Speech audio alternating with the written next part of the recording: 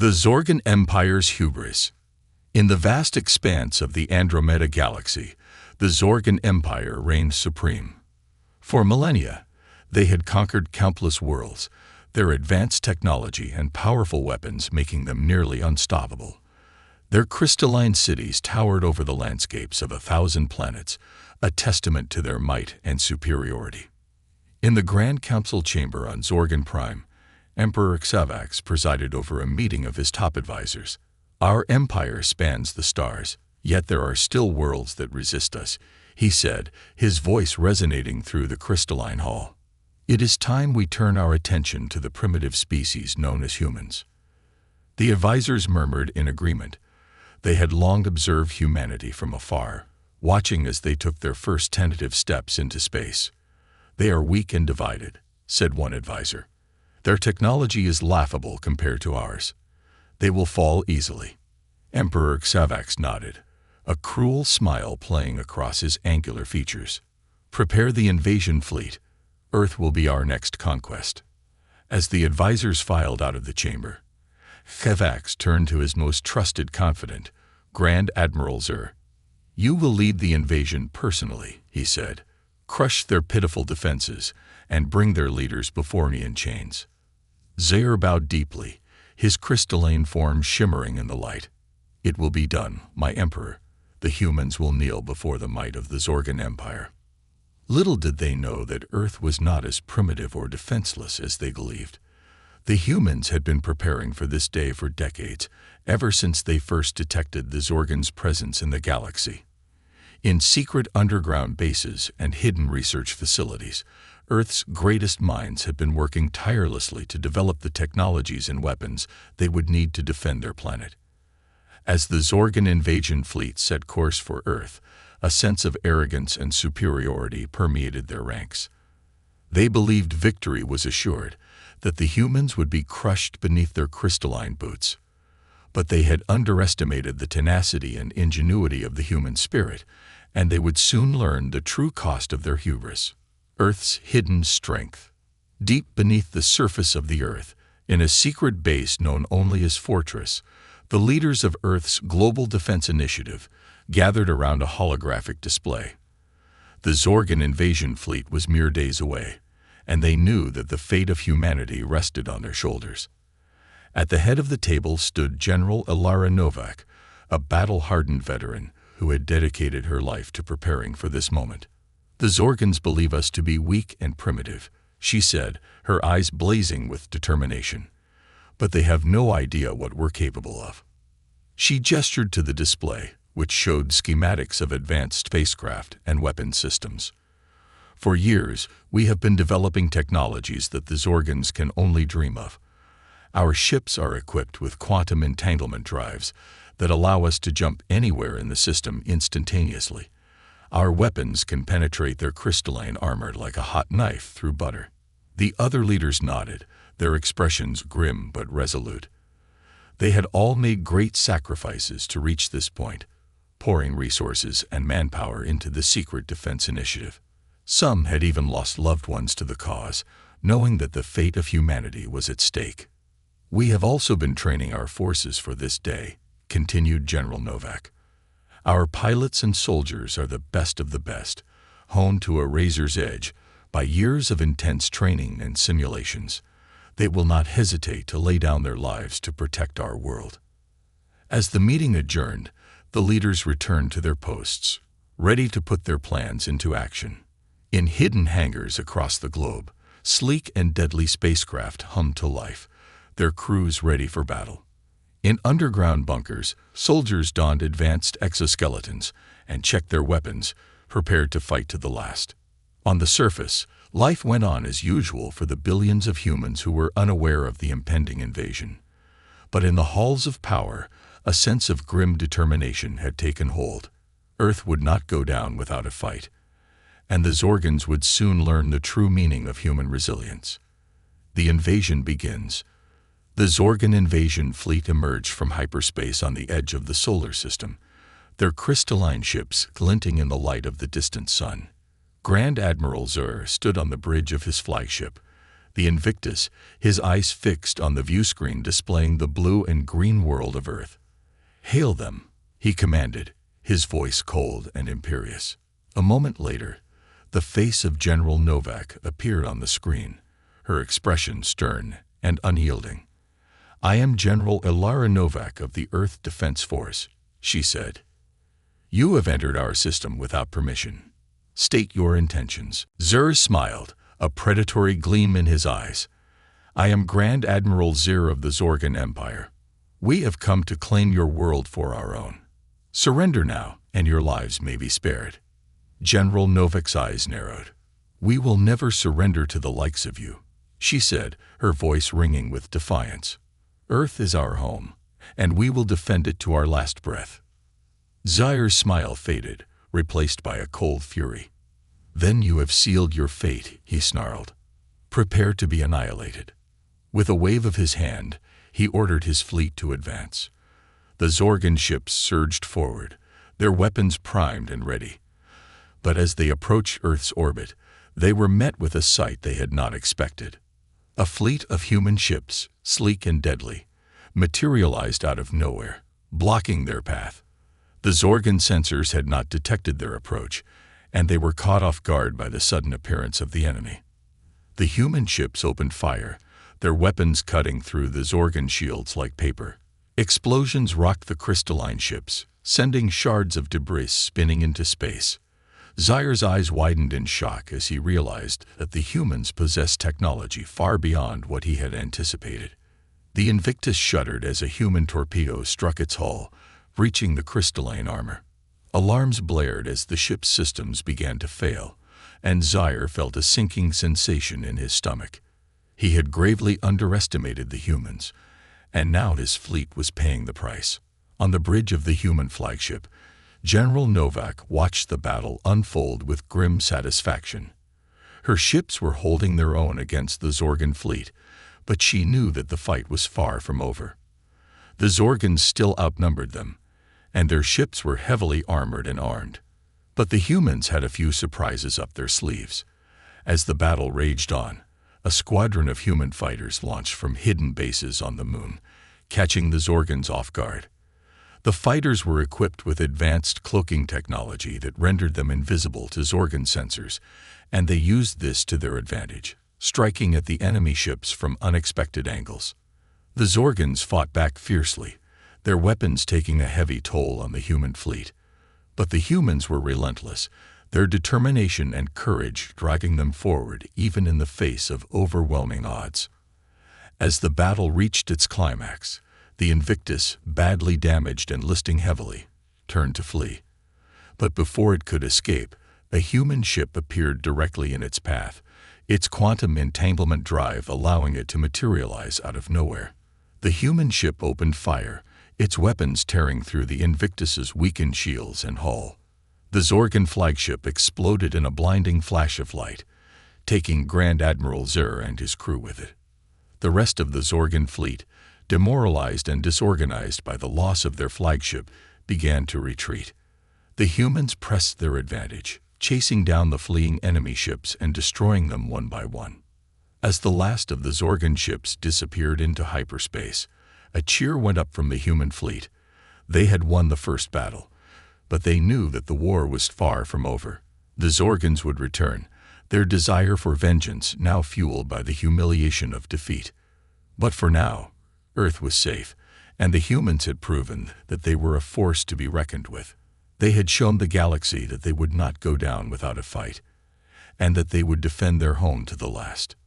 Humanity strikes back. In the aftermath of the first battle, Earth's leaders knew that they had to press their advantage. The Zorgans had been caught off guard by humanity's advanced technology and fierce resistance, but they would not make the same mistake twice. General Novak and her team pored over the data they had gathered during the battle, analyzing the Zorgans' tactics and looking for weaknesses in their defenses.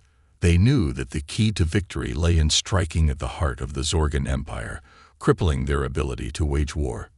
"We have to take the fight to them," said General Novak, her eyes blazing with determination.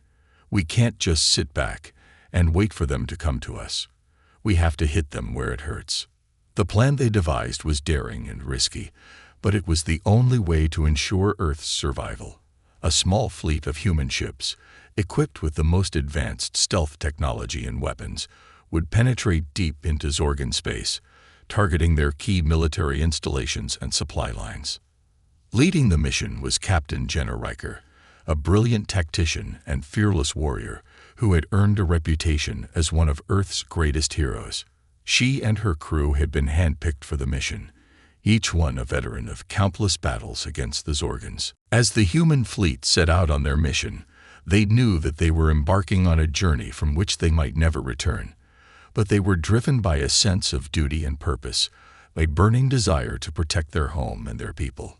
Using their quantum entanglement drives, the human ships jumped from system to system, striking at Zorgan bases and shipyards with lightning speed and precision.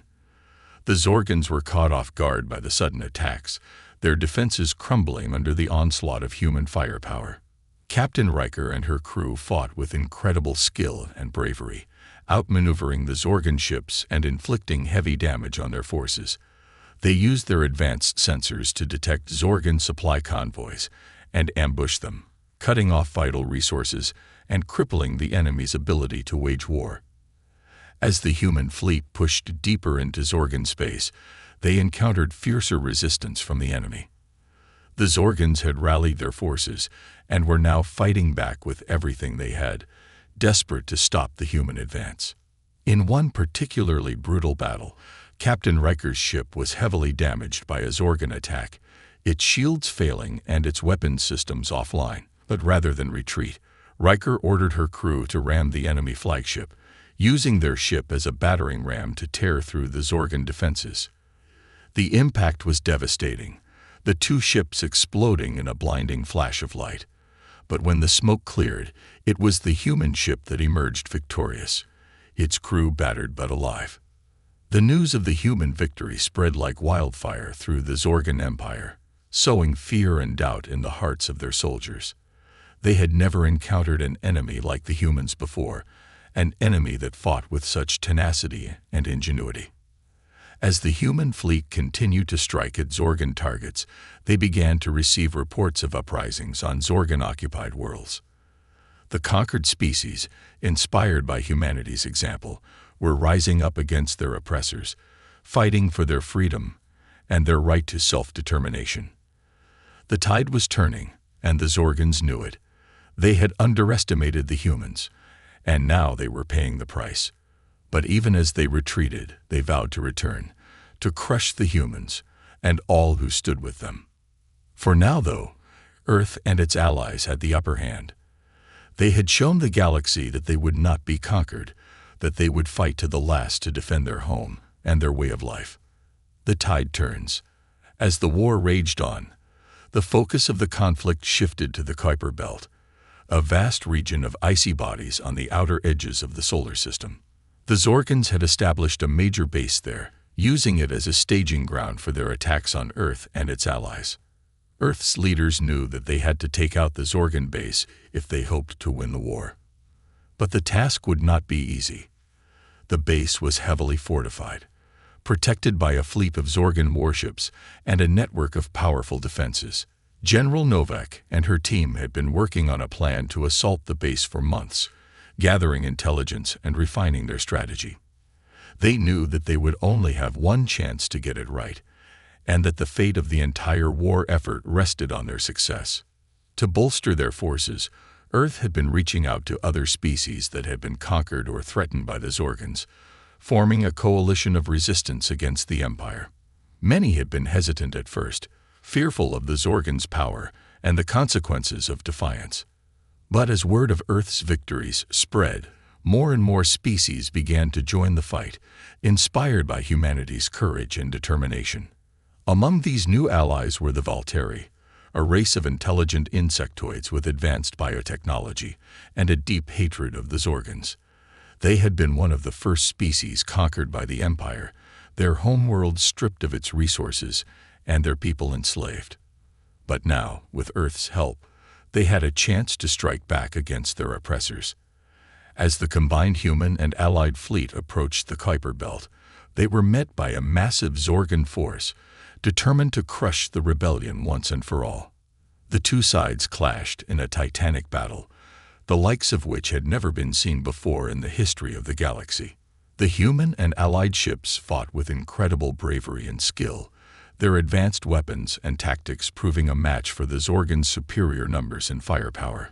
The Volteri, in particular, distinguished themselves in the fight, their bioships and swarms of insectoid fighters carrying through the Zorgan lines with devastating efficiency. At the heart of the battle was the Zorgan flagship, a massive crystalline dreadnought bristling with weapons and shielding. It was the linchpin of the Zorgan defense, and Earth's forces knew that they had to take it out if they hoped to win the day. Leading the assault on the flagship was none other than Captain Jenna Riker, whose exploits had become legendary throughout the galaxy. She and her crew fought their way through the Zorgan defenses, taking heavy losses, but never faltering in their determination. As they closed in on the flagship, Riker's ship was hit by a barrage of Zorgan fire, its shields failing and its hull breached. But rather than abandon ship, Riker ordered her crew to press on, using their remaining weapons to punch a hole in the flagship's defenses. In a desperate final gambit, Riker's ship rammed the flagship, tearing through its crystalline hull and exposing its vulnerable core. As the two ships tumbled away from each other, Riker gave the order to detonate the ship's quantum entanglement drive, creating a massive singularity that sucked in the flagship and several nearby Zorgan ships, destroying them utterly. With the loss of their flagship and much of their fleet, the Zorgan forces fell into disarray, allowing the human and allied ships to press their advantage. They quickly overran the Zorgan base in the Kuiper Belt, capturing or destroying its defenses and liberating the enslaved species held there. The tide had turned, and the Zorgans were in full retreat. Earth and its allies had struck a blow against the heart of the Empire, one from which it would not soon recover. The rebellion had become a revolution, and the dream of a free galaxy was within reach at last. Aftermath and reflection. In the weeks and months following the decisive battle in the Kuiper Belt, the Zorgan Empire's hold on the galaxy began to crumble. With their main base destroyed and their fleet in disarray, the Zorgans were forced to abandon many of their conquered worlds, retreating back to their core systems to regroup and rebuild. Earth and its allies pressed their advantage, liberating planet after planet from Zorgan rule and establishing a new order based on freedom, justice, and self-determination. The coalition that had formed to fight the Zorgans became the nucleus of a new galactic government, one dedicated to ensuring that no species would ever again be subjected to the kind of tyranny and oppression that the Zorgans had inflicted on the galaxy. On Earth, the victory was celebrated with parades, fireworks, and joyous celebrations that lasted for weeks. The planet had emerged from the war as a new interstellar power, its strength and resolve clear to all who had witnessed its fight against the Zorgans.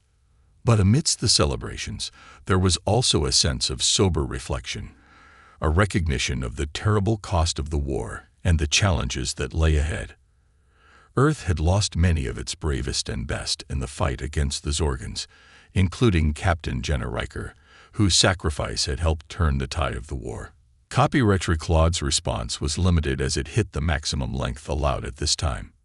In a ceremony at Fortress, Earth's leaders gathered to honor the fallen and to chart a course for the future.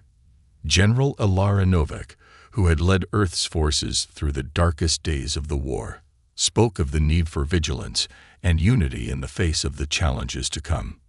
"We have won a great victory," she said, her voice ringing out across the assembled crowd. "But we must not rest on our laurels. The galaxy is still a dangerous place, and there will always be those who seek to exploit the weak and the vulnerable. We must stand together, as one people and one galaxy, to ensure that the sacrifices of those who fought and died for our freedom were not in vain." As the ceremony concluded, a sense of hope and determination filled the air. Earth had proven itself to be a force for good in the galaxy, a beacon of light in the darkness of tyranny and oppression. And though the road ahead would be long and difficult, the people of Earth knew that they had the strength and the courage to face whatever challenges lay ahead. Far away, on the shattered remains of Zorgan Prime, a different kind of reflection was taking place. In the ruins of the once great capital city, a lone Zorgan leader sat amidst the rubble, his crystalline form cracked and tarnished by the ravages of war. He had been one of the few to survive the fall of the Empire, a witness to the hubris and arrogance that had led to its downfall. In the end, the Zorgans had been undone not by the strength of their enemies, but by their own weakness, their own inability to see the true nature of the foe they faced. The humans had proven to be more than a match for the Zorgans, not just in terms of technology and tactics, but in terms of spirit and resolve. They had fought with a ferocity and determination that the Zorgans had never encountered before, driven by a love for their home and a commitment to the ideals of freedom and justice. As the Zorgan leader surveyed the ruins of his once mighty empire, he knew that the galaxy had changed forever. The old order, based on conquest and subjugation, had been swept away, replaced by a new order founded on cooperation and mutual respect. And though it pained him to admit it, he knew that the Zorgans had only themselves to blame for their downfall. They had underestimated the humans, and in doing so, had sown the seeds of their own destruction. With a heavy heart, the Zorgan leader turned his back on the ruins of his past, ready to face the uncertain future that lay ahead. The galaxy had been reborn in the fires of war, and it would be up to all of them, human and Zorgan alike, to build a better future for all. The end.